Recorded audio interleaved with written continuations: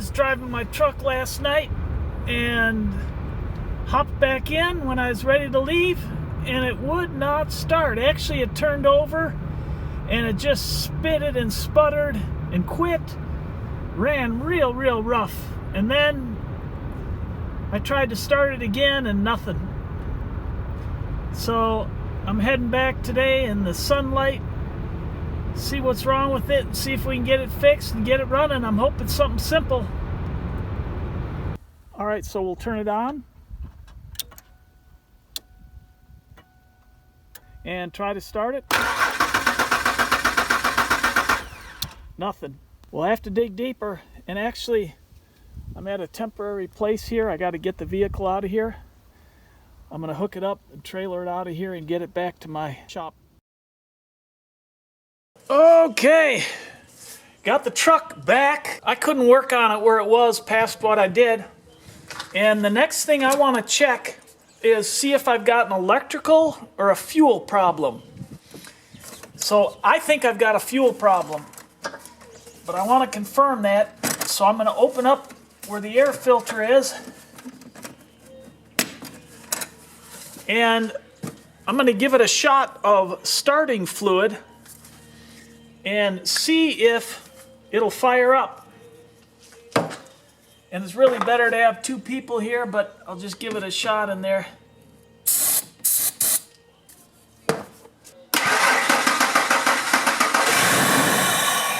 And there you go.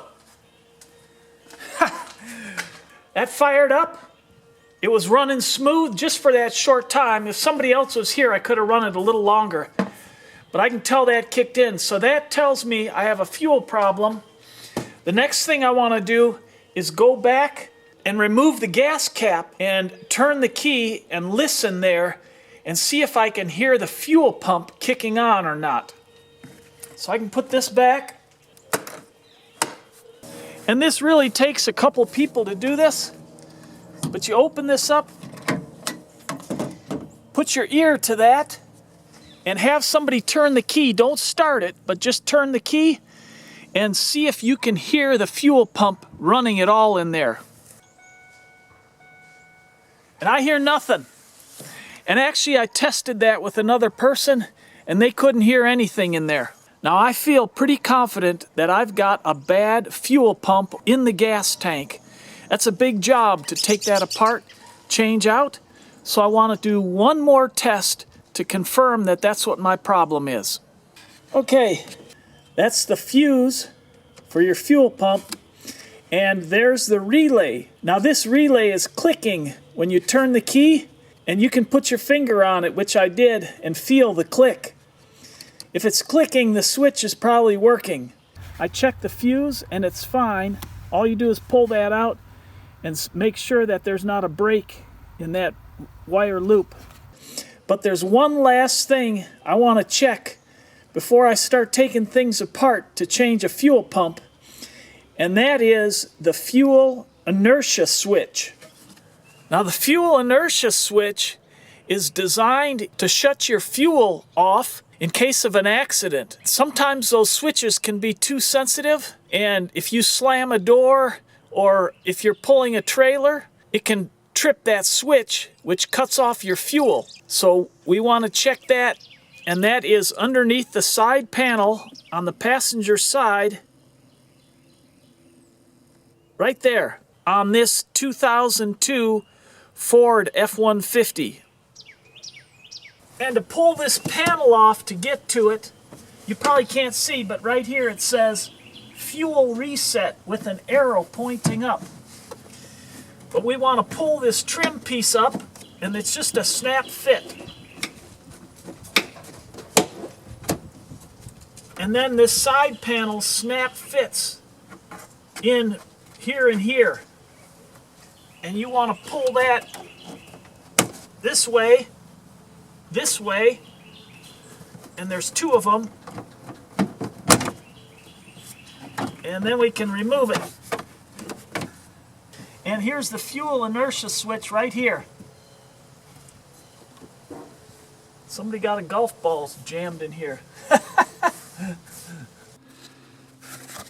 So if you're driving and somebody hits you and you hit a curb too hard, you want to be sure to check this switch right here.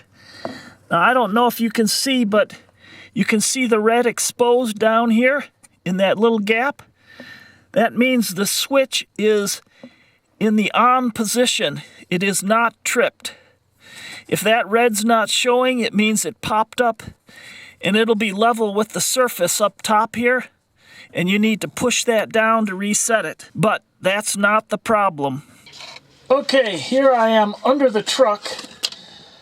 This is a frame rail right here. I'm between the front and back door right here. And this is the fuel filter. There's the fuel line coming from the tank and then going up to the fuel rail here, up to the engine bay. I changed this about 8,000 miles ago. So what I'm going to do to verify that the fuel pump is not working is I'm going to remove this fuel line here from the filter. And what I'm doing is I'm isolating to make sure I don't have a clogged fuel filter. So I'm going to remove this fuel line. I'm going to turn the key. And if I've got fuel shooting out of here, that tells me I've got a clogged fuel filter. I don't think that's my problem, but I just want to make sure before I go through all the work of changing out the fuel pump. On these Ford vehicles, it takes a special tool to remove that fuel line. And there it is. It's real cheap. It's just a piece of plastic. They make metal ones too, but you need to first remove this clip. You just push this down. There you go.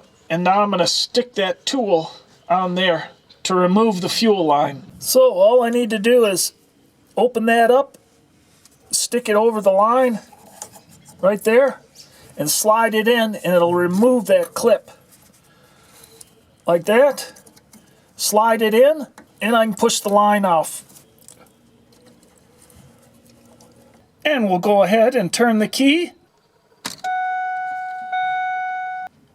And we've got nothing. So that tells me that the fuel pump is shot, and we'll need to change that out.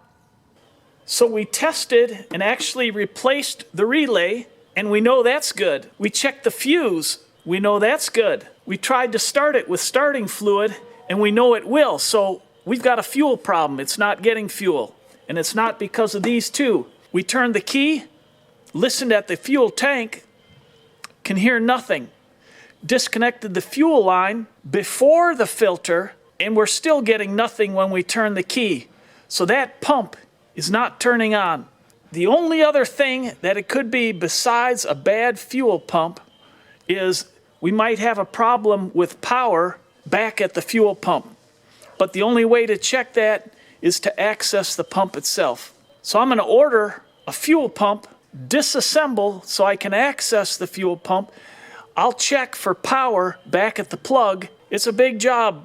You either have to drop the tank or lift the bed. In this case, I'm going to lift the bed. I think it's much easier. I want to make the back bed as light as possible. So I'm going to take the tailgate off. And all you need to do to release these is pull this clip back, push it forward, and that comes off. We'll do that on both sides, and then you just lift it out.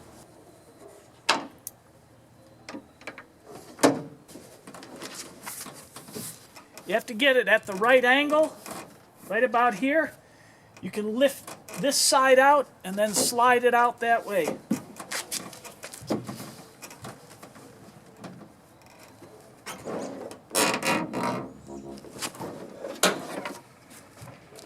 And I just took 40 pounds off the weight of that bed.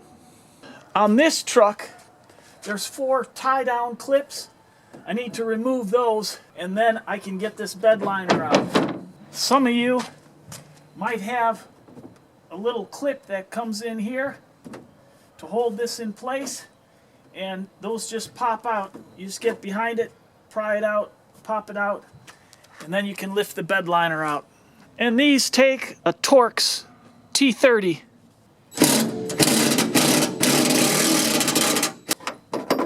And we'll remove all 4.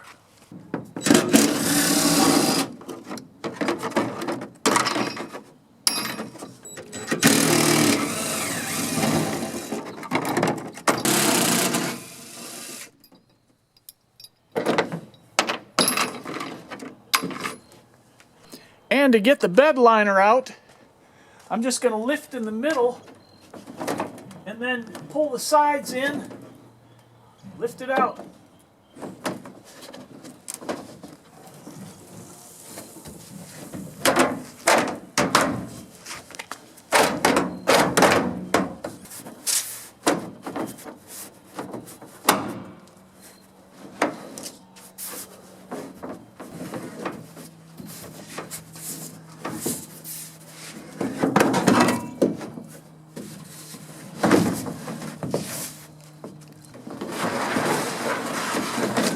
I got this truck, I don't know, 8 years ago, and it was totaled.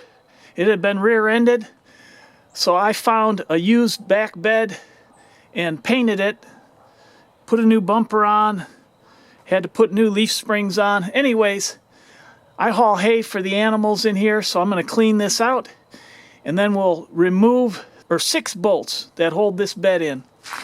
And I have to disconnect the wiring for the lights. That's better.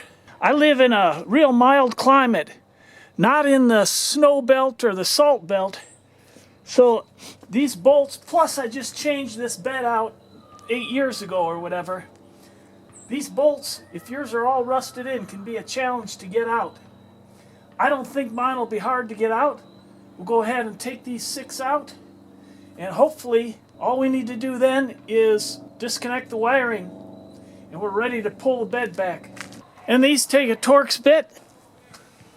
I've got a T50 here. It's the biggest one I've got. Yep, no problem.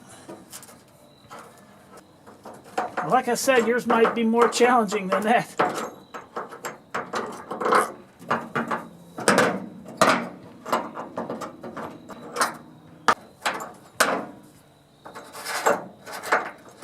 This is the license plate right here. There's 2 lights, and you just turn these, you just twist them, pull them out. I'm going to tuck them up to go with the bed, and there's 1 on each side. So I do that one, and then this one here. Just twist it, pull it out. And then the wiring harness for the tail lights are connected right here on the driver's side. This plug right here. And the wire goes to the one light and then to the other side. I just have to unplug this, and I have to pull that wire back up over the bed, and we'll come around here and just pull it out here so that when I lift the bed, it's not going to hold it up, and I'll just let it dangle down here. And that's all the wiring that needs to be disconnected. And all you need to do is push this little tab here down and then pull them apart. And then there's 3 bolts for the fuel fill cap under there, and they're 7mm. 1, 2, 3. Got to pull those off where it's attached to the bed. And then lastly, right behind here, about this far behind, is a hose clamp. And here it is, this one right here. And I don't know if you can see on top, there's that little tongue, and that's where it's tied to the bed. I just need to untie it from there. I think that's enough. And just slide it off. And you can see there's that little tongue right there. Now we're free. And we're ready to remove the bed. That whole process took me maybe 45 minutes. Now, of course, you got to lift the bed, and it's going to take at least 2 people or a lift. And before you lift this off, make sure you remove this cap Otherwise it's going to hold it in. Well, last night my buddy came over and we just lifted the bed, two of us, and set it back on the tire and on the bumper. Now before I do anything with that fuel pump, I want to get as much debris off of there as I can. So I'm going to blow that off.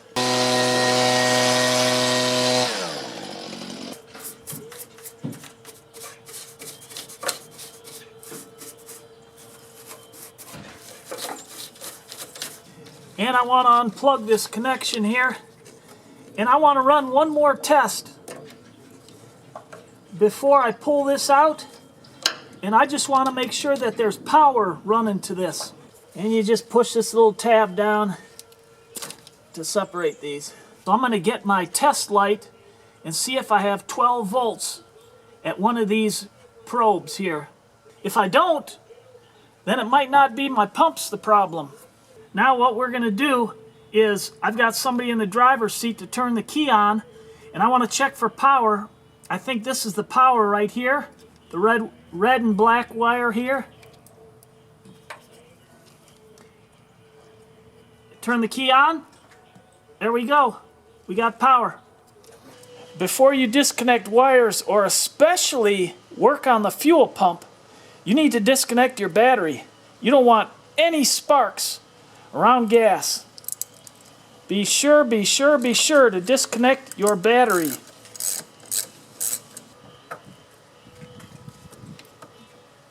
We got everything set now. I went to Napa to get my pump, and the reason is I looked online and there's just too many complaints. Even though they got like some 4.5 stars, there are too many complaints and it's too hard to get at that pump. So I went to Napa. They give you a lifetime guarantee with this. Connector looks good. You always want to make sure that float's moving nice and free too. You want that going in flat, not folded. Anyways, let's get the old one out. We can put this one in. I'm going to take the fuel lines off first. Of course, I got the battery disconnected. And you see a little gas here? I'm not using power tools because of that.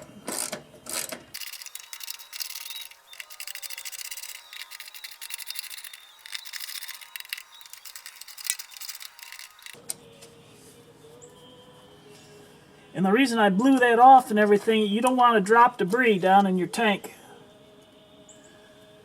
My lines are coming out right here. So I put that back in right.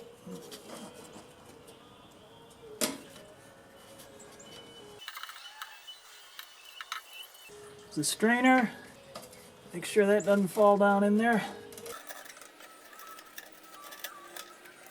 And the float. Alright, here's our new one.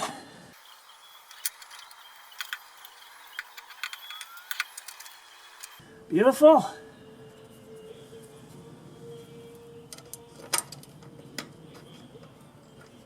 Make sure the plug works. Oh yeah. Yep, perfect. Do this in a crisscross pattern.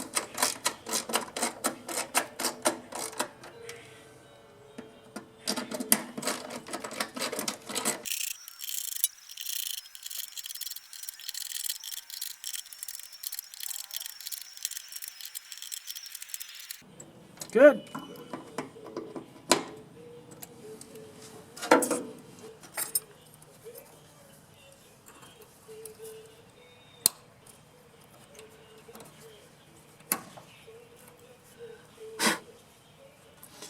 All right. Now before I go any further, I got to run the big test. I don't want to put it all back together and then test it. So I'll hook the battery back up and can listen and hear if I hear this pump running. Okay, I've got somebody in the truck to turn the key, and we're going to be listening for that fuel pump to kick on. I don't know if you'll be able to hear it or if I'll be able to hear it, but let's give it a try. Oh yeah, did you hear that? Turn it off. Turn it on. Okay, now the big test. We're gonna see if it'll start up and run. Yeehaw! Beautiful. So that was our problem. We went through the whole diagnosis so we didn't waste any money. And now we can put it back together. And then you want to check for leaks. Make sure you don't have any leaks. We're bone dry. All pressured up. We're in good shape. Just gonna put this connector back, plug it back in, and we can put it back together.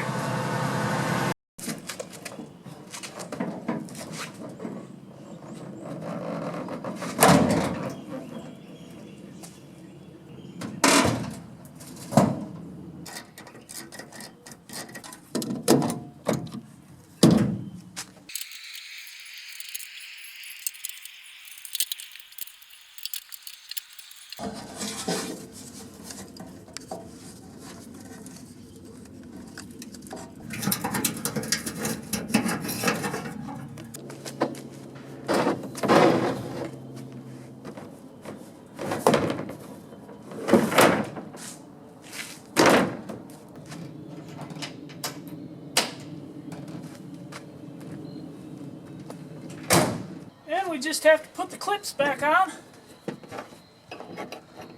And we're all set to go. I hope this video was a help to you. If it was, give her a thumbs up. If you haven't already, please consider subscribing. And I look forward to helping you with other projects online.